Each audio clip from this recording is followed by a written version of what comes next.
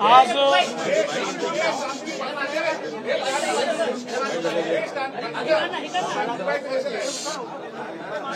मंत्रिमंडळामध्ये अतिवृष्टीमुळे ज्या शेतकऱ्यांचं नुकसान झालंय त्यांच्याकरता दोन महत्त्वाचे निर्णय घेण्यात आलेले आहेत। विशेषतः विदर्भाच्या भागामध्ये 2 हेक्टरपेक्षा जास्त लँड होल्डिंग असल्यामुळे मराठवाड्याच्या बऱ्याच भागामध्ये त्यांना कुठलीच मदत त्या ठिकाणी मिळत नव्हती आणि म्हणून 2 हेक्टरचा निकष 3 हेक्टरपर्यंत वाढवण्याचा निर्णय हा मंत्रिमंडळाने घेतलेला आहे।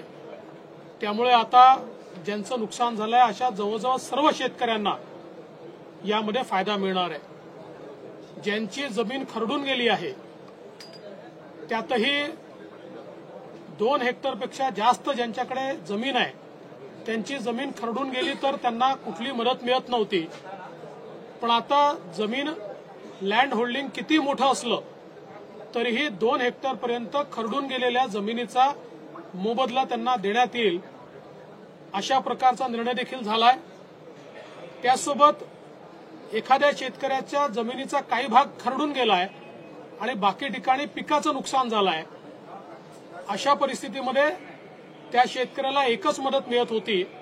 परंतु आता खरडून गेलेल्या जमिनीच्या संदर्भात ती खरडून गेल्याची मदत त्या ठिकाणी त्याला मिळणार आहे आणि उर्वरित भागातली जी काही पिकाचं नुकसान झाल्याची मदत आहे ती मदत देखील त्या ठिकाणी शेतकऱ्यांना मिळणार आहे। त्यामुळे मोठ्या प्रमाणात विदर्भ मराठवाड्यातल्या शेतकऱ्यांना याचा फायदा मिळेल आणि अतिवृष्टीमुळे ज्या भागामध्ये शेतकऱ्यांचं मोठं नुकसान झालंय त्यांना या नियमात शिथिलता दिल्यामुळे फायदा मिळेल। आपल्याला कल्पनाच आहे की मराठा आरक्षणाच्या संदर्भात जे काही आंदोलन चाललेलं आहे त्या संदर्भात राज्य सरकार सकारात्मकतेने पाऊल उचलत आहे।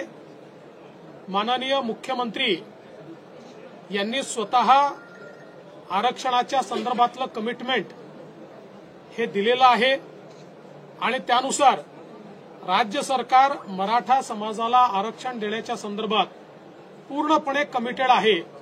या संदर्भात आजच्या मंत्रिमंडळातले निर्णय देखील आपल्यासमोर आत्ताच संबंधित सगळ्या मंत्र्यांनी सांगितलेले आहेत, त्यामुळे मी पुन्हा ते सांगणार नाही।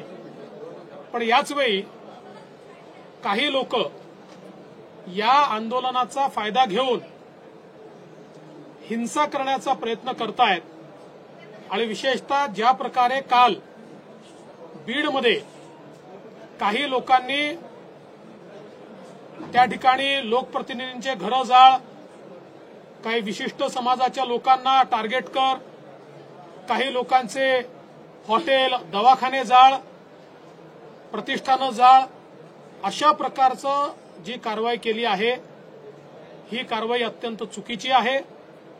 त्याची अतिशय गांभीर्याने दखल ही राज्य सरकारने घेतली आहे। अशा सर्व लोकांवर पोलीस आणि गृह विभाग कडक कारवाई करेल। विशेषतः लोक घरात असताना घरं जाळण्याचा जो प्रयत्न झालेला आहे त्याचे सगळे व्हिडिओ फुटेजेस मिळालेले आहेत। 50-55 लोक आयडेंटिफाय झाले आहेत, उर्वरित लोकांना आयडेंटिफाय करण्यात येत आहे। या सगळ्या लोकांना त्या ठिकाणी पोलीस 307च्या अंतर्गत जीवे मारण्याचा प्रयत्न केला याच्या अंतर्गत त्यांच्यावर कारवाई करणार आहेत। अशा प्रकारे कोणाला मारून टाकण्याचा प्रयत्न, कोणाची प्रॉपर्टी जाळण्याचा प्रयत्न हा जर होत असेल तर मला असं वाटतं की पोलीस बघ्याची भूमिका त्या ठिकाणी घेणार नाहीत आणि म्हणून अतिशय कडक अशा प्रकारची कारवाई या संदर्भात करण्यात येणार आहे। जिथे शांततापूर्ण आंदोलनं चाललेली आहेत त्याच्यावर कुठलीही कारवाई करण्यात येणार नाही। शांततापूर्ण आंदोलन करण्याचा सगळ्यांना अधिकार आहे, त्यांचं म्हणणं ऐकून घेतलं जाईल। मात्र हिंसेला कुठेही थारा दिला जाणार नाही।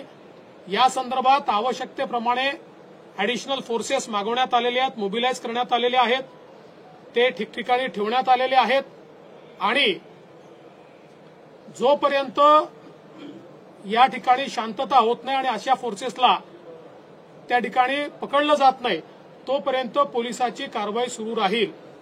आणि या संदर्भात दुर्दैवाने ज्यावेळेस अशा घटना घडत होत्या त्यावेळी काही राजकीय पक्षांचे नेते किंवा कार्यकर्ते देखील त्याच्यामध्ये सामील असल्याचं लक्षात येत आहे। त्याचे व्हिडिओ फुटेजेस असर्टन झाल्यानंतर त्याची माहिती देखील आपल्याला पुरवण्यात येईल। देखिए, कल जिस प्रकार की घटना बीड़ में हुई है इसका समर्थन नहीं किया जा सकता। मराठा आरक्षण के संदर्भ में राज्य की सरकार पूर्ण रूप से सकारात्मक है। कुछ निर्णय आज भी मंत्रिमंडल ने लिए हैं। लॉन्ग टर्म में इस प्रश्न को छुड़ाने के लिए सुप्रीम कोर्ट की क्यूरेटिव पिटीशन भी अभी मेंशन की गई है और सुप्रीम कोर्ट उसको सुनने वाला है। ऐसे समय कुछ लोग जानबूझकर हिंसा फैलाने का जो प्रयास कर रहे हैं, ऐसी हिंसा को बर्दाश्त नहीं किया जाएगा।